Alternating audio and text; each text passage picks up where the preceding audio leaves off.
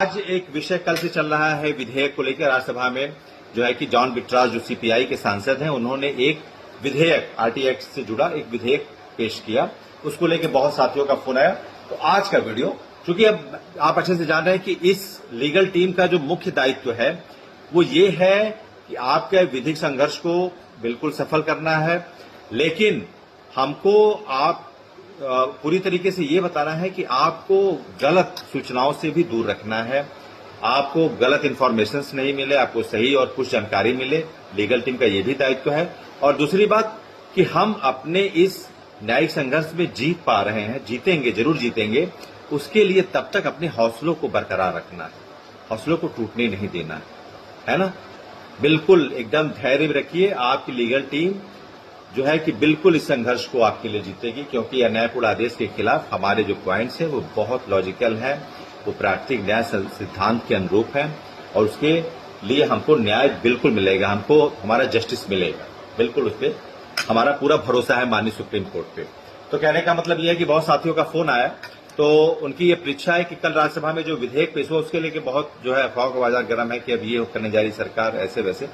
तो उन्होंने कहा कि वीडियो के माध्यम से, चूंकि विजुअलाइज कॉम्प्रिहेंशन अच्छे होते हैं, तो मैंने सोचा कि इसको पहले आज रोज तो मैं एक विधिक विश्लेषण रखूंगा एक बिंदु को लेकर कि आपके जो काउंटर्स हैं उसमें किस तरीके से आपके जो बिंदु हैं वो किस तरीके से डोमिनेंटली हम प्लीड करेंगे कोर्ट में। लेकिन आज का जो विषय है स्पेशली वो कल का जो एक राज्यसभा में विधेयक पेश हुआ है उसको लेकर के जो चर्चा है उसके बारे में मैं आज आपको एक एविडेंट क्लेरिफिकेशन देता हूं और उसको एलॉबरेट करता हूं आपके सामने। देखिए होता क्या है, विधेयक दो तरीके का होता है, एक सरकारी होता है, एक प्राइवेट होता है ना। तो 13 मार्च को जॉन बिट्रास जो सीपीआई के सांसद है राज्यसभा में, उनके द्वारा एक बिल पेश किया जाता है आरटी एक्ट में संशोधन को लेकर।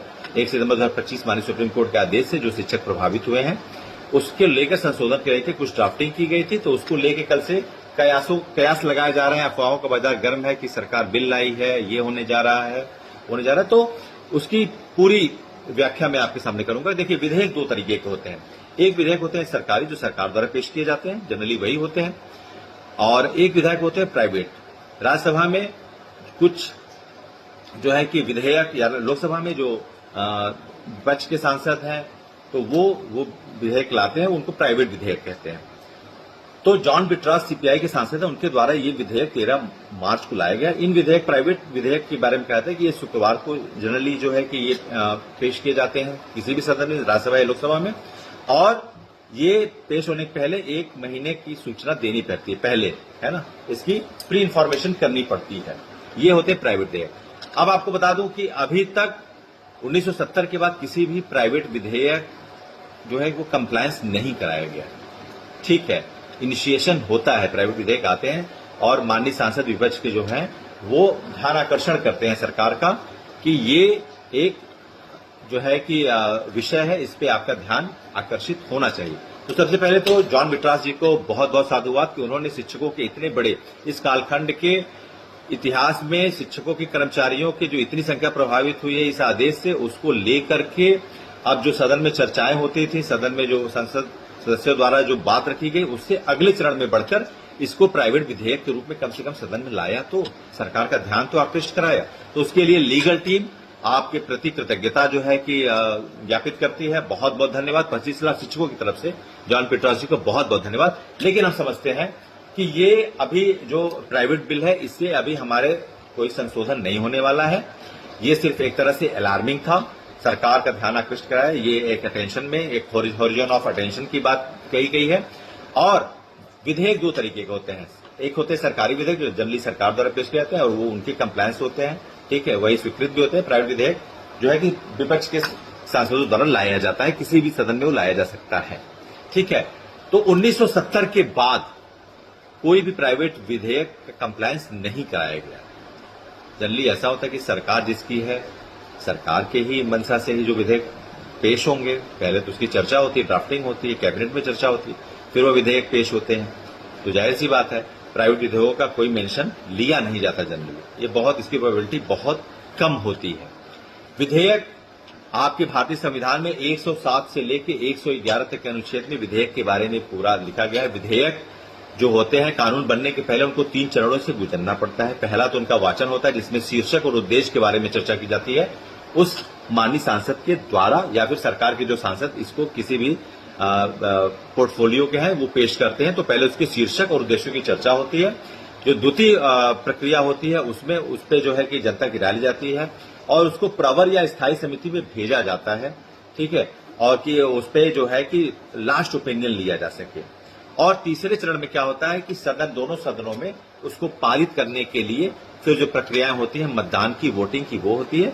और चौथा चरण जो 111 जिसके अंतर्गत राष्ट्रपति उस विधेयक को कानून में बदलने की औपचारिक अनुमति देता है और वो कानून में बदल जाता है। तो ये जो विधेयक इनिशिएट किया, इसमें कहा गया कि आरटी एक्ट में जो 1/2025 के फैसले से जो शिक्षक प्रभावित हुए हैं उनके लिए छूट देने के लिए विधेयक पेश किया, तो इसका स्वागत है। लेकिन अभी ये विधेयक कार्य रूप में नहीं आने वाला और ये विधेयक कानून नहीं बनने वाला है। इसके लिए आप पूरी तरीके से आपको जानकारी होनी चाहिए, क्योंकि सरकार करेगी तो अपना विधेयक लाएगी, उसके पहले कैबिनेट की मीटिंग होगी, वो स्टैंडिंग कमेटी में जाएगी। माननीय दिग्विजय सिंह जो पूर्व मुख्यमंत्री मध्य प्रदेश सरकार है वो इसके इस समय अध्यक्ष भी हैं। वहां से ड्राफ्टिंग होगी, सरकार की मंशा के अनुसार ही ड्राफ्टिंग होगी और फिर वो विधेयक सदन में पेश किया जाएगा और फिर चर्चा के बाद जो प्रक्रियाएं होती हैं सदन की, उसके बाद दोनों सदनों से पास होने के बाद ही वो राष्ट्रपति 111 की तरह उस पर हस्ताक्षर करके उसको कानून का रूप देते हैं। और जब सदन सत्रावसान में रहते हैं, जब सदन में जो है कि सत्र नहीं चलता है, तब उस समय जो है अनुच्छेद 123 के तहत ये भी होता है कि कोई कानून सरकार ला सकती है, लेकिन सत्र शुरू के 6 सप्ताह के अंदर संसद के में पास होना उसका बहुत जरूरी होता है। तो आपको ये मैं बता दूं कि ये प्राइवेट बिल है। इससे अभी हमारे जो है कि इस मसले को, आरटी एक्ट को लेकर जो एक कयास लगाए जा रहे हैं कि इसमें संशोधन करें, ऐसा कुछ नहीं है, सरकार लाएगी बिल्कुल। अब एक चरण पे तो हम लोग आगे बढ़े हैं। इस सदन में जो चर्चाएं होती थी, जो विपक्ष के सांसद और जो हमारे भी बहुत सांसद ऐसे हैं जो सत्ता पक्ष के जिन्होंने ये उठाया, माननीय सीमा द्विवेदी जी ने उठाया है और बहुत सारे सत्तारूढ़ सांसद महोदय ने ये उठाया, तो हम अगले चरण में पहुंच गए हैं जहां पर अब प्राइवेट बिल के रूप में भी हमारी चर्चाएं सदन में हो रही हैं। तो ये बहुत ही पॉजिटिव संकेत है और सरकार भी बहुत जल्द इस विषय पर लाएगी। लेकिन मैंने आपको बताया कि बहुत जरूरी है न्यायिक तौर पे इस लड़ाई को जीतना। सरकार भी अभी अवमानना से बचने के लिए कोई भी आधिकारिक या औपचारिक जवाब नहीं दे रही, क्योंकि ये मामला रिव्यू पिटीशन में है और आपकी लीगल टीम इस विधिक संघर्ष में अपना 100% दे रही है। आपको अच्छे से पता है, हम सीनियर काउंसिल से लेके उसके जो भी प्लेयर हैं, काउंटर हैं, डोमिनेटली हम प्लीडिंग करने के लिए जो हमारे पास जो भी काउंटर्स हैं हम उसको रखेंगे और हमें पूरी तरीके से ये आश्वस्त है, विश्वस्त है कि हमको हमारे इस संघर्ष में सफलता जरूर मिलेगी। तो जो ये बिल को लेकर के आपके पास जो कुछ अफवाहें पहुंची, भ्रामक कर रहे हो, उनको लिए बिल्कुल आप निश्चिंत रहें। अभी कोई इस तरह की बातें नहीं है। सरकार जब इस तरह के बिल होगा तो सरकार क्रेडिट सरकार क्यों देगी किसी विपक्ष के सांसद को? कल को अगर ये प्राइवेट बिल को इमिटेट करके सरकार अगर इसको करती भी है तो क्रेडिट तो वो जॉन बिट्रोस जी को जाएगा। सरकार ऐसा कभी नहीं चाहेगी। परिषद शिक्षकों के मामले को वो खुद क्रेडिट लेना चाहे, है ना। और सबसे बड़ी बात कि संविधान संशोधन 21A है ना, 21A का मामला है जिसमें निःशुल्क अनिवार्य शिक्षा का विषय है। तो संविधान संशोधन के विधेयक पर बिना सरकार किसी बैठक के, बिना स्थायी समिति में भेजे, बिना चर्चा किए कैबिनेट में, वो विधेयक इस तरीके से पटल पे नहीं रखा जा सकता। ठीक है, ये एक अलार्मिंग था, ये एक विसिल ब्लोइंग था जिसमें माननीय सांसद जॉन बिट्रोस जी ने इस विषय को सदन में रखा, ध्यान आकृष्ट कराया और हमें पूरी उम्मीद है कि सरकार इस पे जरूर विचार करेगी और उसके पहले हम न्यायिक संघर्ष में अपने इस लड़ाई को जरूर जीतेंगे। हमको हमारी जो है कि न्यायपालिका पर पूरा भरोसा है कि हमारे जो भी पॉइंट्स हैं उसको सरकार जो है कि माननीय कोर्ट संज्ञान में लेगा। और आपको बताया भी गया है कि तीसरे हफ्ते में हम पूरी तरीके से, हमको कन्विंसमेंट है कि हमारी जो टेंटेटिव डेट है वो आ जाएगी और हमको पहली हियरिंग में राहत मिलनी शुरू हो जाएगी। ये मैं आपको बताना चाहूंगा। Since the first hearing we would have our adaptable justice, है ना, वो हमको मिलेगा, बिल्कुल मिलेगा। उसके लिए हम we are quite confirm about that. हम इसके लिए पूरी तरीके से आश्वस्त हैं कि हमको वो मिलेगा।